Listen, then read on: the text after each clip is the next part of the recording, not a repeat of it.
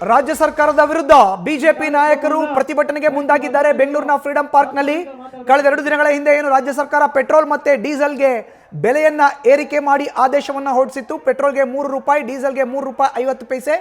ಈ ನಿಟ್ಟಿನಲ್ಲಿ ರಾಜ್ಯ ಸರ್ಕಾರದ ವಿರುದ್ಧ ಇವತ್ತು ಬಿಜೆಪಿ ನಾಯಕರು ಬೀದಿಗಿಳಿದು ಹೋರಾಟವನ್ನ ಮಾಡ್ತಾ ಇದ್ದಾರೆ. ಬೆಂಗಳೂರಿನ ಫ್ರೀಡಂ ಪಾರ್ಕ್ನಲ್ಲಿ ಹೋರಾಟದ ನೇತೃತ್ವವನ್ನ ಬಿಜೆಪಿ ರಾಜ್ಯಾಧ್ಯಕ್ಷ BY ವಿಜಯೇಂದ್ರ, ವಿಧಾನಸಭೆ ವಿಪಕ್ಷ ನಾಯಕ R ಅಶೋಕ್ ನೇತೃತ್ವದಲ್ಲಿ ಆಯೋಜನೆ ಮಾಡಲಾಗಿದೆ. ಇನ್ನು ಶಾಸಕರಾಗಿರೋ ಅಂತ ಬೈರ್ತಿ ಬಸವರಾಜ್ ಆದಿಯಾಗಿ ಬಿಜೆಪಿಯ ಎಲ್ಲಾ ನಾಯಕರು ಇವತ್ತಿನ ಪ್ರತಿಭಟನೆಯಲ್ಲಿ ಭಾಗಿಯಾಗಿದ್ದಾರೆ. ಡಾಕ್ಟರ್ CN ಅಶ್ವಥ್ ನಾರಾಯಣ್ ಕೂಡ ಈಗಷ್ಟೇ ಪ್ರತಿಭಟನೆಗೆ ಆಗಮಿಸ್ತಾ ಇರುವಂತಹ ದೃಶ್ಯಾವಳಿಗಳನ್ನು ನೋಡ್ತಾ ಇದ್ದೀರಿ. ಬೆಂಗಳೂರಿನ ಫ್ರೀಡಂ ಪಾರ್ಕ್ನಲ್ಲಿ ಬಿಜೆಪಿ ನಾಯಕರು ಪ್ರತಿಭಟನೆಗೆ ಮುಂದಾಗಿದ್ದಾರೆ. ರಾಜ್ಯ ಸರ್ಕಾರ ಅಧಿಕಾರಕ್ಕೆ ಬಂದು 1 ವರ್ಷ ಕಳೆದಿದೆ.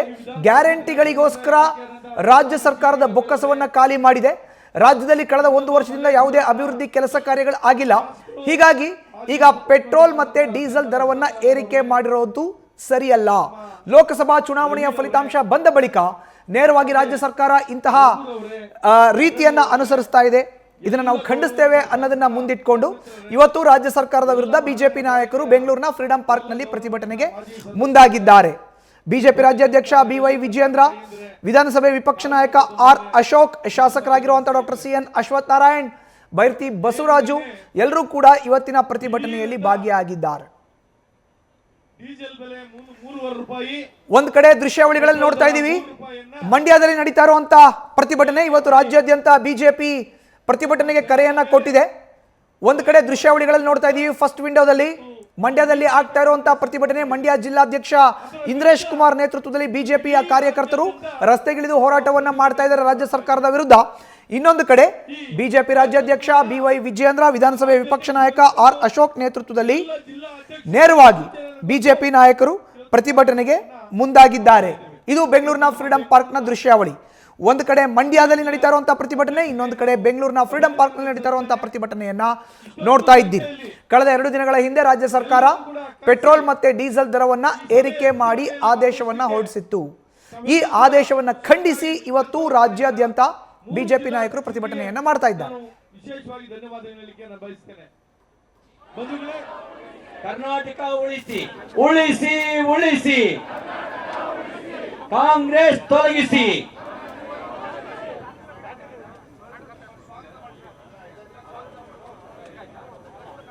बोलो भारत माता की. ನಮ್ಮ ನಿಮ್ಮೆಲ್ಲರ ನೆಚ್ಚಿನ ರಾಜ್ಯಾಧ್ಯಕ್ಷರು,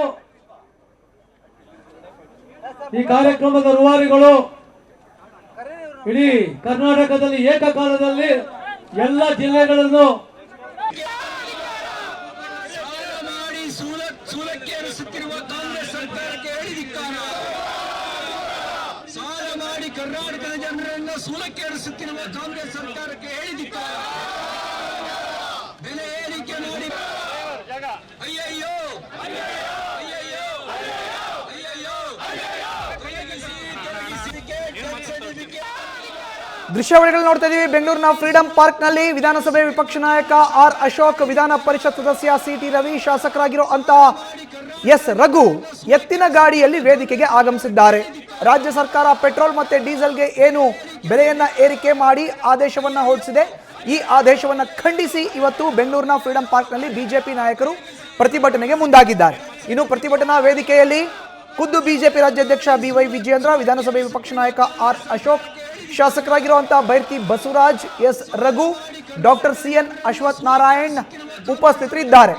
ಇನ್ನು ರಾಜ್ಯ ಸರ್ಕಾರ ಲೋಕಸಭಾ ಚುನಾವಣೆಯ ಫಲಿತಾಂಶದ ಬಳಿಕ ಈ ಕ್ರಮವನ್ನು ತೆಗೆದುಕೊಂಡಿದೆ.